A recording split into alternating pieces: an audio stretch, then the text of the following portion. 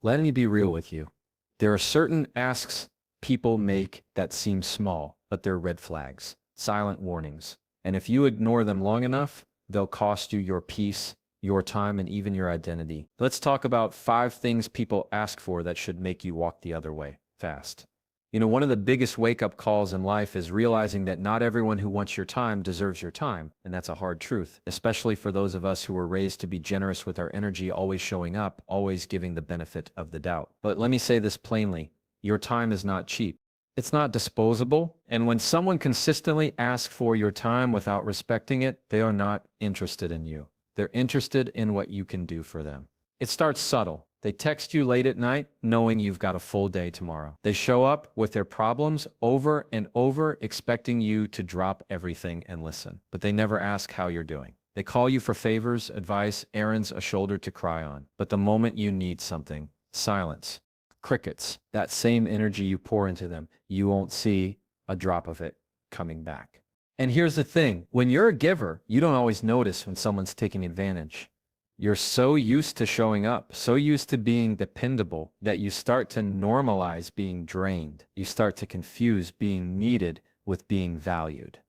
But those two things are not the same. Let me say that again.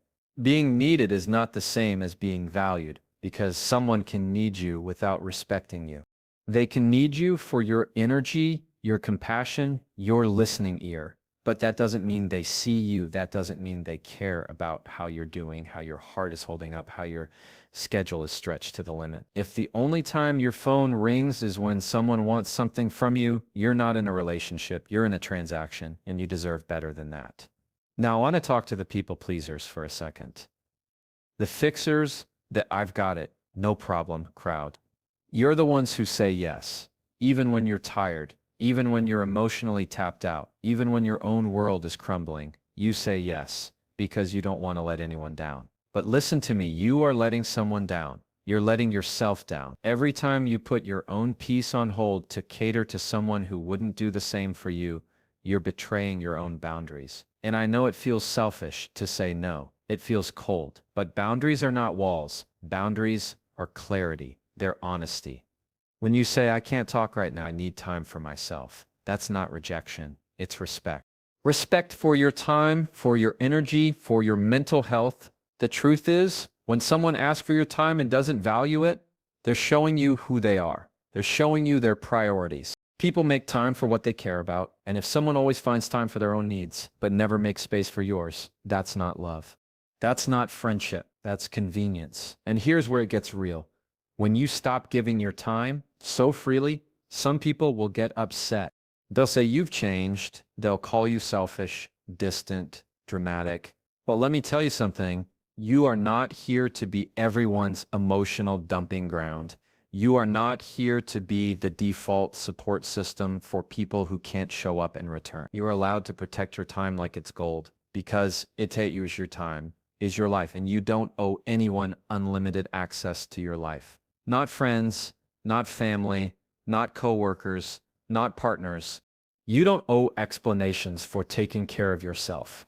You don't have to justify peace. You don't need permission to rest, to recharge, to be unavailable to people who never made themselves available to you. So the next time someone asks for your time, ask yourself, do they respect it? Do they understand that time is sacred, that energy is limited, that attention is a gift, or are they just looking for another moment to make it about them? Because if it's the latter, the most loving thing you can do for them and for yourself is step back and don't apologize for that pause. Don't explain it away.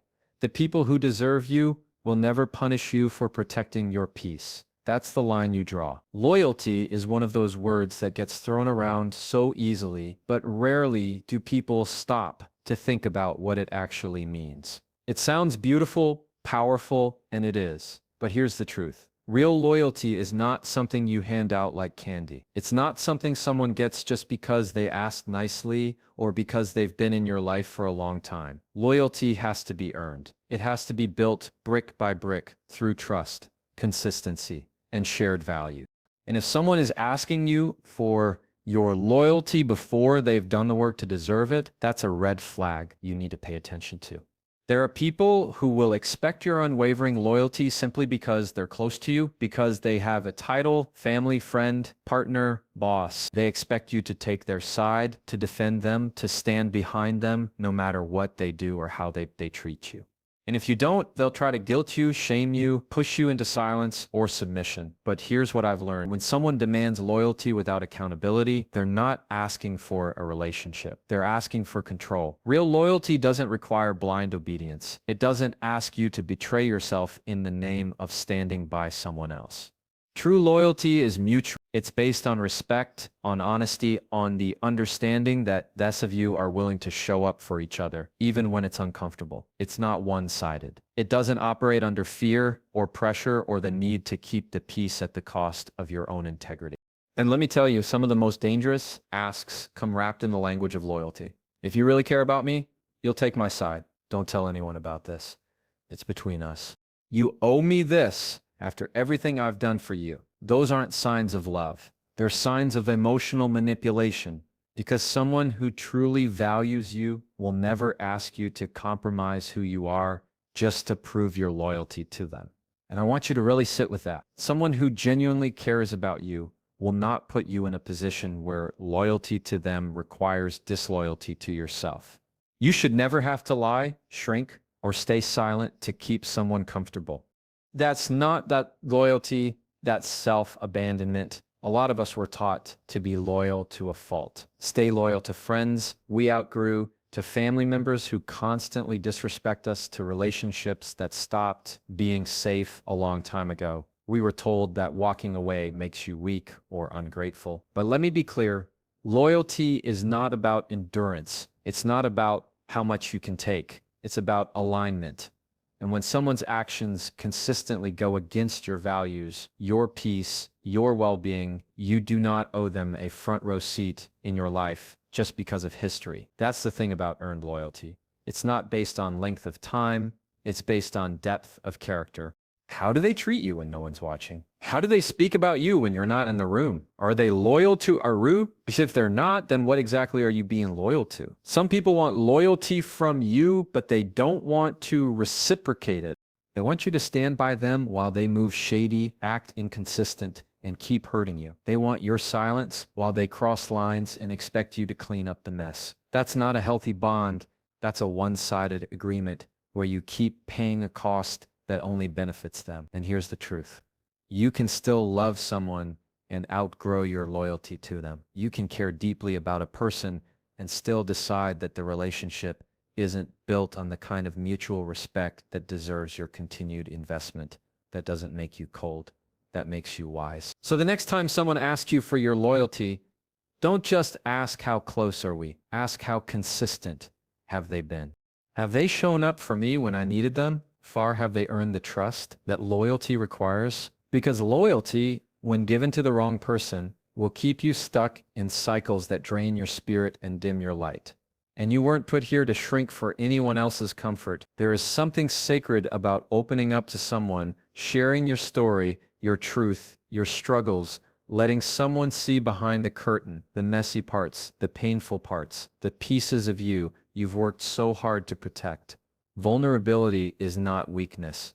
It's strength. It's brave. And yet there are people who will ask for that vulnerability, who will lean in like they care, only to use what you've shared as leverage, as gossip, or as ammunition later. That's why we need to be discerning about who we give access to the deeper parts of us. When someone asks for your secrets, your pain, your doubts, your raw emotions, but doesn't give you a safe space in return, what they're really doing is setting you up to be exposed, not supported. And that's a dangerous place to be, because intimacy is not just about what we share. It's about how what we share is handled. There are people who ask you to open up, but when you do, they flinch, they shift the conversation, they downplay what you're going through. Or worse, they store it away, waiting for a time when it benefits them to bring it up. That's not safety, that's surveillance. That's not a friend. That's someone collecting your wounds, like receipts. And here's the part that hurts. The people who do this often present themselves as trustworthy. They look the part. They say all the right things. You can talk to me. You know I'm always here. But what they're really offering is a spotlight, not shelter. And once you realize that, it can shake you. It can make you want to shut down and never open up again. But don't let the wrong people harden you. Let them teach you. Let them refine your circle, your instincts, your standards. Because not everyone who listens is listening to understand. Some are listening to compare. Some are listening to judge. Some are listening to use what you say later as proof that you are the weak one in the room. And when you realize that, when you finally see it for what it is, you stop confusing access with intimacy. You stop mistaking curiosity for care. It's not just about what people ask from you. It's about what they offer back. Do they offer compassion? Do they offer protection? Do they offer accountability? Because if they don't, then you are pouring something precious into a space that cannot hold it. Think about this. When you open up to someone, you're offering them the keys to parts of your life most people never see. That is not small. That is not casual. That's a gift. And if they don't treat it with care, if they throw your truth around like it's entertainment or leverage or something to twist, you've got every right to step back, to take those keys back, to lock that door. You don't owe everyone your story. You don't owe everyone your struggles. You can love people from a distance and still keep your heart guarded. You can be kind and still be protective of your energy. Some people say if you trusted me, you'd tell me everything. But trust doesn't work like that. It's not owed, it's earned. And if someone hasn't created a space where you feel emotionally safe, then no, they don't get access to your deepest wounds. And here's what I've seen time and time again. The people who truly deserve your vulnerability never ask for it like it's something you owe them. They don't pressure you. They don't rush you. They don't poke around in your pain for the sake of curiosity. Instead, they create quiet. They offer presence. They let you come to them when you're ready. And when you do, they honor it. They hold your story like it's sacred. Because it is that. So be careful with those who ask for your secrets, but never offer safety. Who want your truth, but can't handle it. Who say you can tell me anything, but show you with their actions that they're not ready for what you carry. Your vulnerability is not a currency to buy connection. It's a sacred offering, and you get to choose who's earned the right to receive it. Forgiveness is one of the most powerful gifts we can give. It has the ability to heal, to release, to set us free. But forgiveness was never meant to be a revolving door for someone else's bad behavior. It was never meant to be a reset button for people who refuse to change. And yet some people ask for forgiveness like it's automatic, like it's guaranteed, like it's your job to clean up the mess they keep making. I want to speak to the hearts that have been worn down by this, the ones who have forgiven the same person over and over again, hoping, believing that this time would be different, that this time they'd mean it when they said, I'm sorry, that this time they'd finally show up, changed. But here's the hard truth. A real apology comes with change. Without that change, the apology is just words, empty, recycled, and used to keep you in a cycle that benefits them more than it heals you. When someone keeps asking for your forgiveness without taking accountability for their actions, they're not interested in growth. They're interested in permission. Permission to hurt you again. Permission to avoid discomfort. Permission to bypass responsibility. And if you keep giving it, not only do they stay the same, but you begin to shrink. You begin to carry the emotional labor of their healing while they continue to cause harm. And this is not about being bitter. It's not about holding grudges or keeping score. It's about honoring your peace, because forgiveness is a gift, but it's also a boundary. It says, I release you from what you did, but I won't allow you to keep doing it. It says, I've healed from the wound, but I won't give you another chance to cut me in the same place. Some people don't want forgiveness. They want access, and they'll say all the right things to get it. They'll apologize, they'll promise, they'll cry. But when the emotion fades, the pattern remains. And if someone keeps showing you who they are through repeated harm, broken promises, lack of accountability, at some point it's no longer about them. It's about what you're choosing to allow. You can forgive someone and still walk away. You can forgive someone and still say, I love you, but I love myself enough to not stay in this. Forgiveness doesn't mean putting yourself back in harm's way. It means releasing resentment, not resigning up for pain. And let me say this clearly. You are not obligated to keep forgiving someone who keeps choosing the same behavior. You're not cruel for drawing the line. You're not heartless for saying enough. Sometimes the most loving thing you can do for both of you is stop giving them another chance to disappoint you. Because every time you forgive without change, you're not just healing, you're enabling. You're teaching them that the consequences will always be, that your boundaries will always bend, that your love will always make room, even when their actions don't deserve it. And I know it's not easy, especially when the person is close to you, when it's family, when it's someone you've invested years with. But proximity doesn't make abuse acceptable. Time doesn't turn patterns into love. You don't owe anyone your continued presence just because you've forgiven them. Some people belong in your past, even the ones you've forgiven. True accountability sounds different. It doesn't rush your healing. It doesn't pressure you to move on. It sits with the discomfort. It asks, what can I do to make this right? And then actually follows through it. Shows up with change behavior, not just change tone. And you deserve that. You deserve someone who doesn't just apologize. You deserve someone who adjusts. So the next time someone asks for your forgiveness, ask yourself, what are they doing with it? Are they using it to become better? Or are they using it to become more comfortable and staying the same? Because forgiveness is a door, not a doormat. And you get to decide who walks through it and who doesn't. There's a moment we all face at some point, the moment when someone close to us looks us in the eye and asks us to stay quiet. Not because we're wrong, not because we're being unkind, but because the truth we're holding makes them uncomfortable. And in that moment, we're being asked to choose truth or peace. But let me tell you something. If the only way to have peace with someone is to silence yourself, that's not peace. That's control. There are people who will ask for your silence in subtle ways. They'll shift the subject. They'll tell you, let it go before you've even said how you feel. They'll say things like, why are you bringing this up now? Or you're overreacting even when your voice is trembling from holding it in for too long. These are not just dismissed.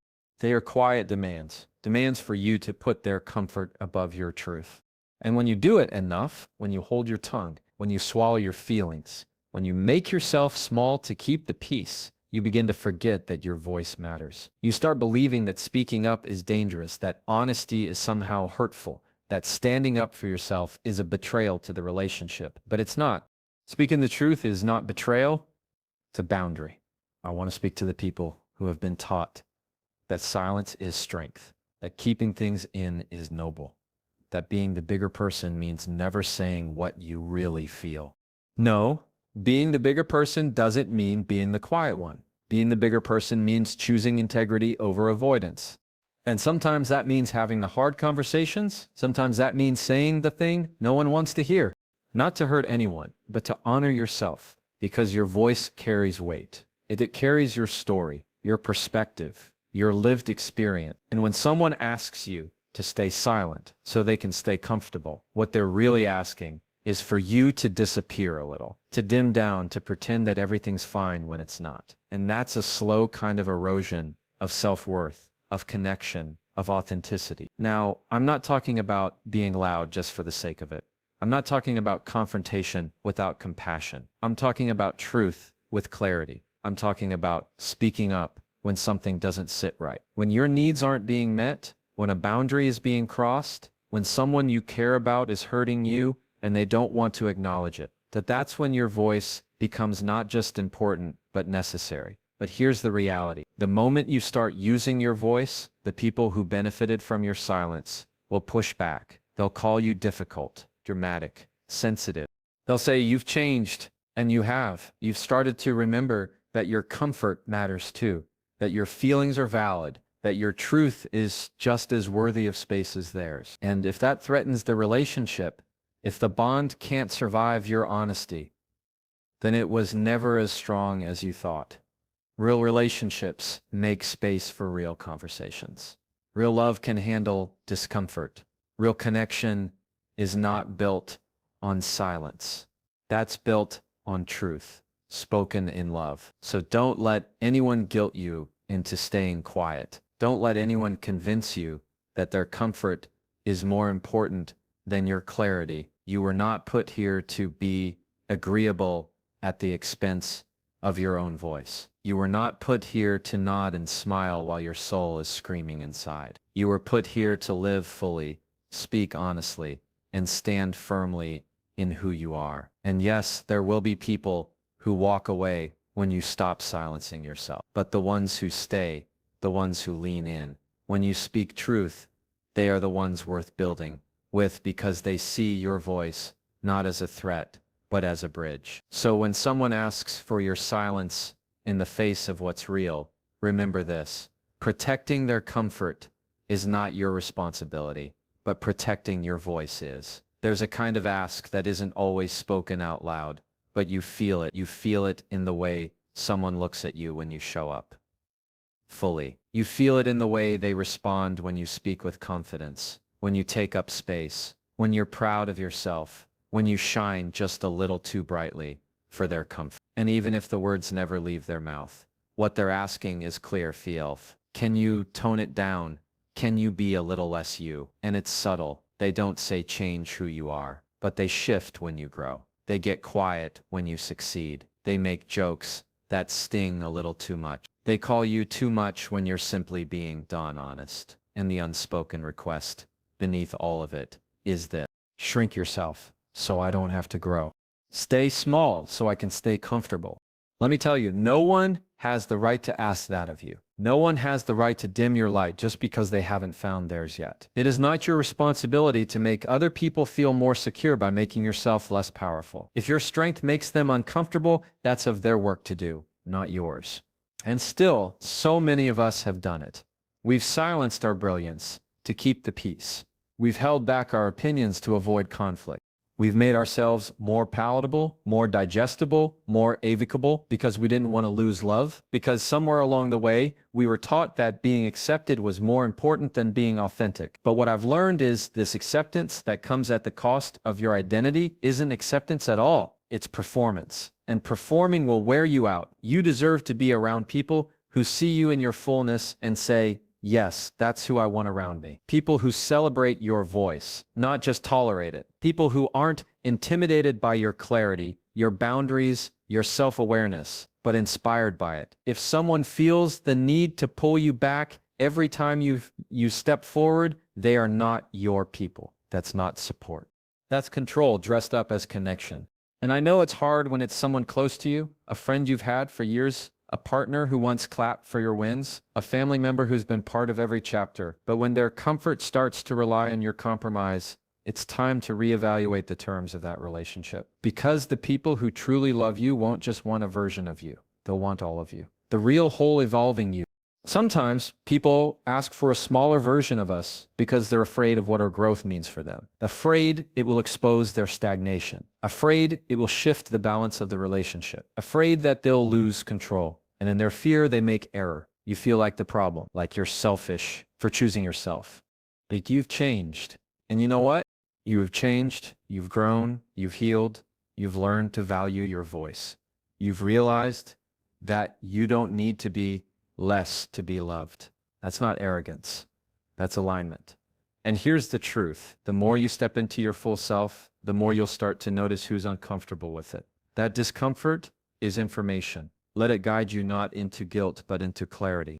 Because the people who can't handle your light are showing you they were never prepared to walk beside you in the first place. Don't shrink to fit into spaces you've outgrown. Don't soften your edges to protect other people's insecurities. You weren't made to live a half life just to make someone else feel whole. And the moment you stop apologizing for your presence, your power, your truth, that's when you start to attract the kind of love, the kind of friendships, the kind of life that was meant for the real you. So if someone ever asks you to be less so they can feel like more, know this: that is not your assignment. So here's what I want you to remember. When someone asks for your time but won't respect it, when they ask for your loyalty without earning your trust, when they reach for your secrets but never offer safety, When they want your forgiveness but refuse to change.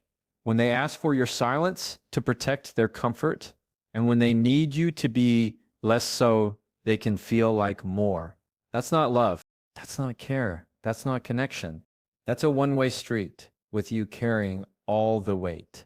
And you deserve better than that. You deserve relationships where your voice is honored, your boundaries are respected, your peace is protected, and your presence is celebrated, not tolerated. So the next time someone asks for any of those 5 things, look closely, because it's not just about what they're asking, it's about one why. And if what they want costs you your identity, your joy, or your self-respect, the answer is simple. Walk away.